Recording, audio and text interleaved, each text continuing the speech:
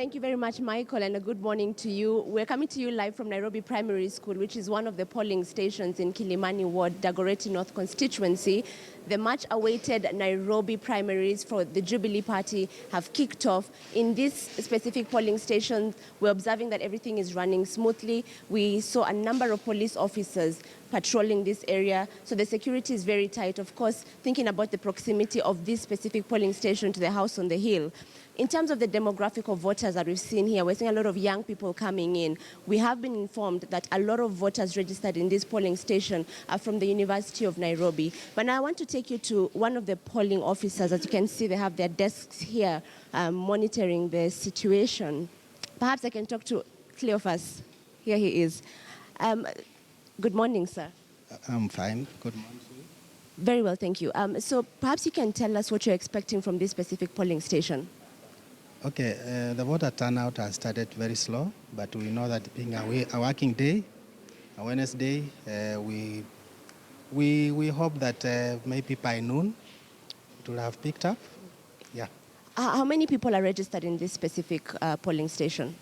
Okay, as per the Jubilee voters register, we have about 4,489 registered, but we are also using the IEBC list. As long as someone is registered to vote here, they are allowed to vote. So if someone comes here, they're not registered in the IBC register, what do? You look at the IBC voters card? Yeah, we look at the IBC voters card, but we're also using the ID, the national ID card. Right. Yeah. And in this specific ward, how many candidates do we have for the MCA seat? For the MCA seat, we have got 5 aspirants. Yes. And what about the parliamentary seat? The parliamentary seat, we have got 3. 3 candidates? Yeah, 3 candidates. Yes. All right, thank you. We'll be monitoring with you how the process continues here, and all the best. So as you've heard, they have 3 parliamentary candidates in this specific constituency. Remember, the incumbent is Simba Arati, the ODM member of parliament for Dagoretti North constituency. And one of the major contenders for the Jubilee ticket is Beatrice Elachi. She's currently a nominated senator, and she's actually the government chief whip at the Senate. And we have 2 other candidates also vying for the same ticket here. So it'll be very interesting to see who clenches the Jubilee ticket for Dagoretti North constituency. Something else that's very interesting in this coming election, especially for this specific constituency, is that we also have a candidate running with the ANC ticket, and that is Magero Gumo, who is the son of former Minister Fred Gumo. He was able to get the ANC ticket. I think he got 105,000 votes from the nominations that ANC held a couple of days ago. So how will it pan out? Simba Arati already has a direct ticket from ODM, and if you have a Jubilee candidate here, how is it going to pan out? You know, Dagoretti North is a very cosmopolitan constituency. Think about Kileleshwa, think about Lavington, think about Kawangware, think about Maziwa. I'm just trying to paint a picture of this specific constituency, Michael. So you can already imagine how, you know, it's actually a representation of what Nairobi is. So we're looking out for the MP's position. We're looking out for who gets the women's rep ticket for Jubilee. There are 8 candidates in Nairobi. The senatorial seat has 5 candidates. We have, of course, the 3 big candidates for the governor's seat. So very, very interesting seeing. I just want to take you outside, actually. If you can just see the queue, it's growing a little bit, a lot of young people coming in. I'm seeing about 4 police officers at the entrance, just manning that. So this specific polling station is very controlled. So people line outside, and they're allowed to come in one by one.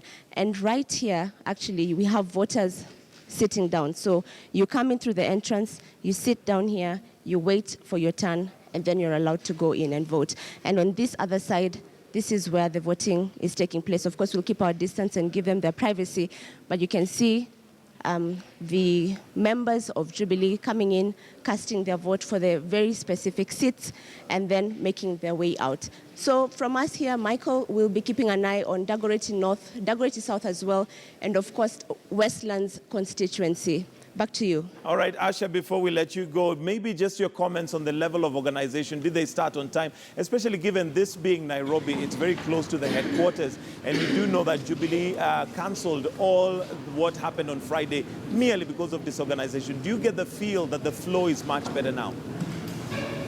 Oh yes, you can definitely see there's a level of very deliberate organization for this polling station specifically. You would remember the president had to come out in his press conference and talk about how they are not unprepared, they were underprepared, and that one of the reasons why they postponed the Nairobi primaries. So it would be a really bad show if the polling station that is closest to State House goes into chaos or is disorganized or there's confusion.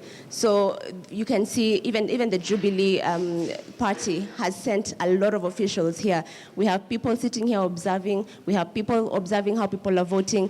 We still have Jubilee officials outside monitoring the queues. And of course, I also mentioned the police patrol. That's one thing we have noticed in this polling station, a lot of police patrol, not just the ones inside. We also have some of the big bosses just driving past, making sure that everything is fine. So you can definitely see a very big difference in Nairobi, in this specific constituency, from what we saw before. So in terms of organization, I think only time will tell. Let's see how the day progresses, especially when you have a big number of people coming into the polling station.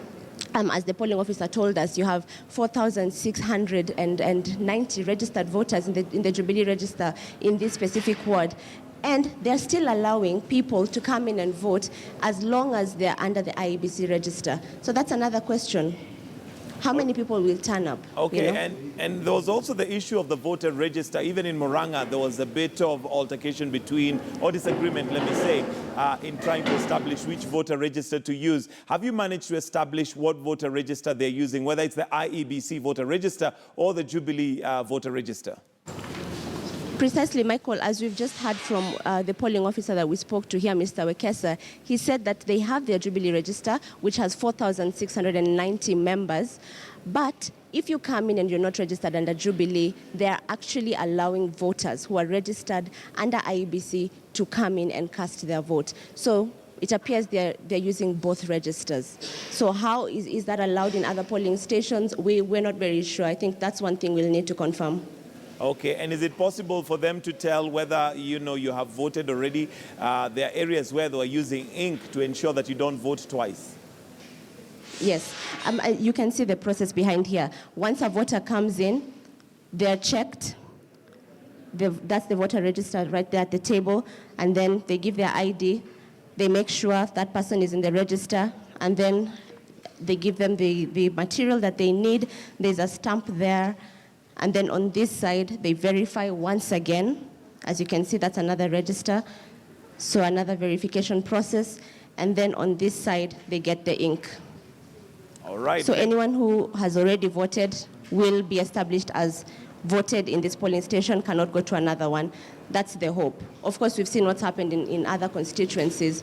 So we'll just observe as the day progresses in this polling station and others, and we'll be giving you the updates. Thank you very much, Asha Mwilu, who is at Nairobi Primary. And according to her, well, there seems to be at least a script that is running right in terms of organization, but only time will tell how that is going to play out. And do stay with us as we continue to bring you detailed accounts of that. Now, coming back to the gentleman with me in studio, and it looks like getting the deputy president on, on the ball, literally, may be working so far. If Nairobi Primary School is anything to go by.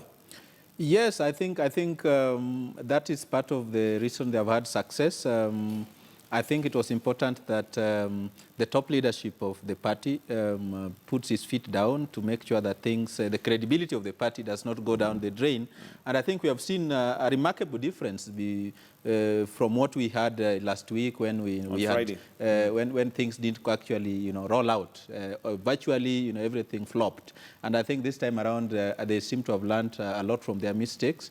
They seem to have underestimated the number of voters that were going to turn out. And one thing that we have seen in these primaries is that the turnout in these primaries is likely even to be higher than in the main election because, in primaries, there are various contenders for every position, and each person is mobilizing their supporters, as opposed to the final vote where, you know, there will be one candidate and people will perhaps be just going to vote for the party, and therefore not everybody will turn out. But this particular nomination has demonstrated that there is likely even in future that we'll have higher turnouts in nominations as opposed to the main election. And I think it is something that parties need to learn from and begin to prepare for. All right, Evans, if we use Nairobi Primary School as a sample, do you think this is likely to be played out in other areas? And I'll bring to your attention, we were in Murang'a earlier on, and there seemed to be disagreement as to which voter register should be used. I think what is emerging is that these problems are not technical, they are deliberate.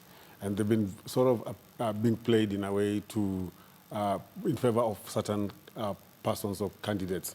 But seeing what is happening now in Nairobi and what's compared to what is happening in Nairobi, and the fact that the DP has taken charge, what we are seeing is that you're kind of seeing some level of sanity in the conduct of the election itself.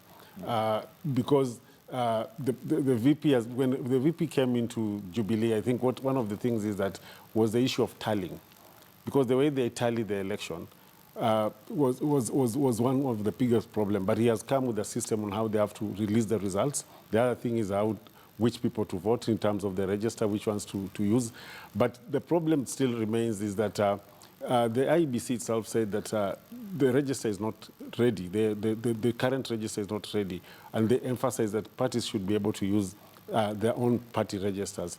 But then in other instances, at other polling stations, we are finding people being even told to go back and bring the voter's card. And I have seen, I think it's in Murang'a, where there are people also who came with voters' cards. Their names are not in the register, but they have voters' card. I think it's all the problem of election management. All right. Super Churchill, Nairobi is, of course, one of those that is touted to be a titanic battle today under the Jubilee Party, and that is because we have Peter Kenneth and Mike Sonko going head-to-head to, battle it out for the gubernatorial ticket. Your thoughts on how this could also affect the party later? Because they're both people that enjoy support from top organs of Jubilee Party. Yes, I mean, the people we have are very experienced. Peter Kenneth is a veteran in politics. You remember when he was the member of parliament for Gatanga. It is one of those constituencies that were consistently ranked as having used, their constituency development fund very well. So he has a track record. You remember his management of football. He has been there before. He has been there in parastatals. And I think he's one of those few Kenyans that have been in positions of leadership and have left without any mudslinging on corruption and tainting of that kind. Sonko, on the other hand, is the kind of fella that is so fluid that seems to be enjoying appeal across the board. He's one of those detribalized Kenyans that seem to be generally accepted across the board. And we should be prepared for surprises. I was telling somebody that even opinion polls that we had, showing Kenneth on the lead might, could be upset. Could be upset because elections have their own dynamics, and it depends on how each one of them has been able to mobilize. There's been a perception that, top leadership in Jubilee seem to favor Peter Kenneth. Of course, there is the whole issue of arithmetic. Our politics is still tribal. And we'll be seeing how it works out, though, of course, you'd expect that in Nairobi, the tribal thing may not exactly be a major issue. But one thing that these nominations have exposed is the soft underbelly of political parties. Imagine your reporter in Dagoretti, North saying that Jubilee has a membership of only 4,000. That is a Jubilee stronghold. And what it demonstrates is that parties claim to be big on paper. But the register, when you go down in actual fact, Jubilee only having 4,000 in a whole constituency, Dagoretti North, that that borders Kiambu County, and that is shameful. That parties were not able to mobilize sufficient numbers. Jubilee ought to have almost half, assuming that Dagoretti North is cosmopolitan, therefore has almost half of each of the two main political blocs. And therefore, parties really need to mobilize, because relying on, IBC register as a way of delegitimizing the elections, because somebody can contest. But I think given the circumstances, I think Kenyans need to accept those results as they are, because if we were to really go deep into the law and question whether, you know, those people will have been legally nominated by members, then it could be a fertile ground for litigation, which can really throw a spin into the electoral especially works. because we are working with very tight deadlines exactly. that have to be met. I think Kenyans have to accept these inadequacies, because we have to make progress as a country.